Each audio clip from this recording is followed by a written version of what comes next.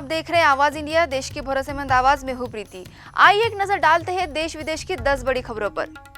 दिल्ली में आज इंडिया गठबंधन की बड़ी बैठक होने जा रही है। इस बैठक में जम्मू कश्मीर को फिर से राज्य का दर्जा देने का मुद्दा प्रमुखता से उठेगा। नेशनल कॉन्फ्रेंस के अध्यक्ष फारूक अब्दुल्ला ने साफ कहा है कि वो इस मसले में गठबंधन के मंच पर जोरदार तरीके से उठाएंगे। उम्मीद है कि इस मुद्दे पर एक साझा प्रस्ताव भी पारित किया जा सकता है। देश के दूसरे सबसे बड़े संवैधानिक पद के लिए आज से नामांकन प्रक्रिया शुरू हो रही है। उपराष्ट्रपति जगदीप धनखड़ के 21 जुलाई को इस्तीफा देने के बाद से ये पद खाली है। चुनाव आयोग ने 1 अगस्त को चुनाव की तारीखों का ऐलान किया था और आज अधिसूचना जारी होते ही नामांकन प्रक्रिया शुरू हो गई है। 21 अगस्त नामांकन की आखिरी तारीख होगी और 9 सितंबर को वोटिंग कराई जाएगी। प्रधानमंत्री नरेंद्र मोदी आज दिल्ली में MS स्वामीनाथन शताब्दी अंतर्राष्ट्रीय सम्मेलन का उद्घाटन करेंगे। इस मौके पर स्वामीनाथन के सम्मान में एक स्मारक सिक्का और डाक टिकट भी जारी किया जाएगा। गुरुवार को उनकी जन्मशती है, जिससे ये आयोजन और भी खास बन गया है। सम्मेलन में जैविक खेती और खाद्य सुरक्षा जैसे मुद्दों पर मंथन होगा। लोकसभा में बुधवार को मर्चेंट शिपिंग बिल 2024 पास हो गया है, लेकिन विपक्षी दलों ने बिहार की वोटर लिस्ट पुनरीक्षण यानी SIR पर चर्चा की मांग को लेकर जमकर हंगामा किया। हंगामे के बीच बिन चर्चा के ही विधेयक पारित हो गया। वहीं केंद्रीय मंत्री किरेन रिजिजू ने साफ किया कि SIR का मामला अदालत में विचाराधीन है, इसलिए संसद में इस पर चर्चा नहीं हो सकती। हिमाचल प्रदेश के शिमला जिले के रामपुर में बीती रात बादल फटने से अफरा तफरी मच गई। किनारे के इलाकों को खाली करवाया गया है। भारी बारिश और भूस्खलन ने जनजीवन को बुरी तरह प्रभावित किया है। खासतौर पर हमीरपुर, बिलासपुर और ऊना जिले में सड़कों और पुलों को भारी नुकसान पहुंचा है।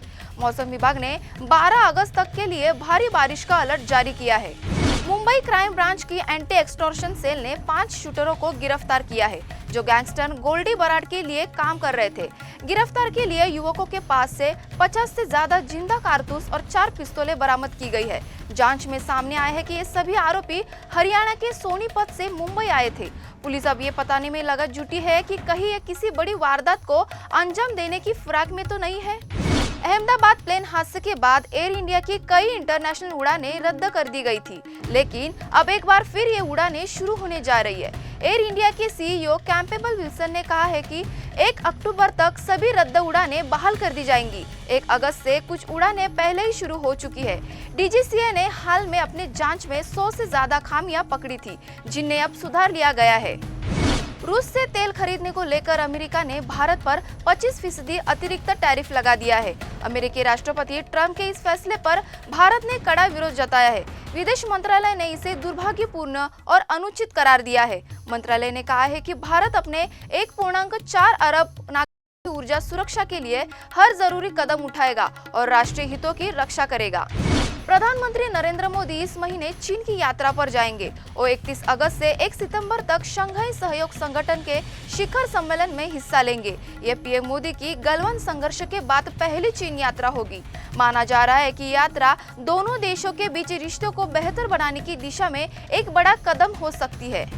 एशिया कप 2025 इस बार कई मायनों में खास होगा, लेकिन क्रिकेट प्रेमियों के लिए एक बड़ी कमी भी होगी।